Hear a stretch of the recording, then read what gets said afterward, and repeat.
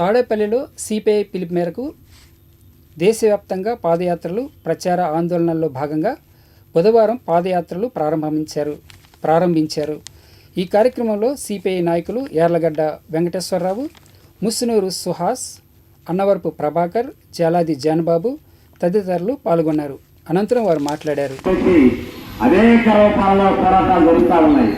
ఈ పోరాటాల బాటలోనే మనం ఏదైనా సాధించుకోగలుగుతామని చెప్పేసి ఈ సందర్భంగా తెలియజేసుకుంటూ ఈ కార్యక్రమాన్ని ముందుకు సాగిస్తా ఉన్నాం.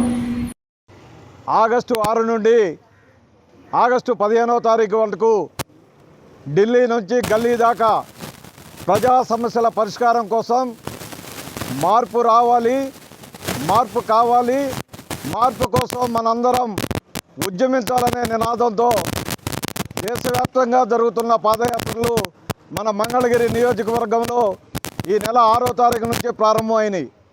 ఈరోజు మన తాడేపల్లి పట్టణంలో ఈ పాదయాత్ర కొనసాగుతూ ఉంది.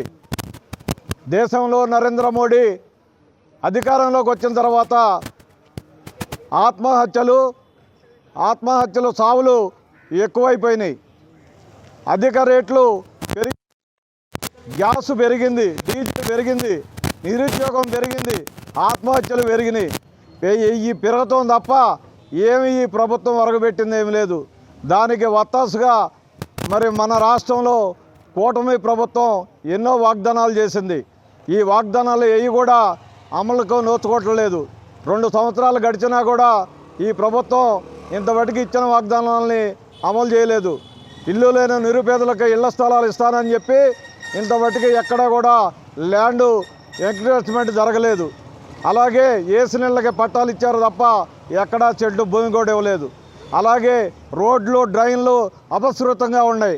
వర్షాలు వస్తే నీళ్లతో రోడ్లు ఇబ్బంది పడుతూ ఉన్నారు.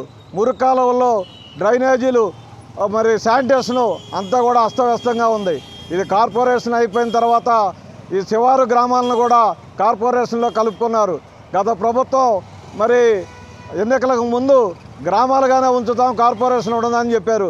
కానీ ఈరోజు గ్రామా కార్పొరేషన్ తెలియకుండా పరిపాలన సాగుతూ ఉంది. మేము గ్రామాల్లోకి వెళ్ళినా పట్టణాల్లో తిరుగుతున్నా కూడా ప్రజా సమస్యలను ఉవ్వెత్తున మా దృష్టికి తీసుకొస్తూ ఉన్నారు. ఇళ్ల స్థలాలు ఇవ్వటం లేదు. అలాగే పింఛను కొత్తగా మరి 5 సంవత్సరాలు ఉండే వాళ్ళకి బీసీ మైనార్టీలకి పింఛన్ ఇస్తా అన్నారు, ఇంతవరకు పింఛన్ ఇవ్వలేదు.